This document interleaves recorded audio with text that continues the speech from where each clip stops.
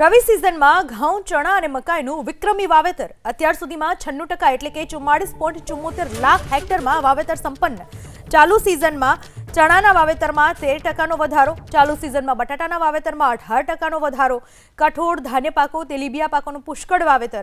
રાજ્યમાં અત્યાર સુધીમાં કુલ 13.24 લાખ હેક્ટરમાં ઘઉંનું વાવેતર। ઘઉં સહિત રાજ્યમાં ધાન્ય પાકોનું કુલ 14.83 લાખ હેક્ટરમાં વાવેતર।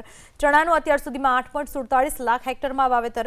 જીરા જેવા મસાલા પાકોનું 3.75 લાખ હેક્ટરમાં વાવેતર। રાજ્યમાં બટાકાનું 1.66 લાખ હેક્ટરમાં વાવેતર થયું।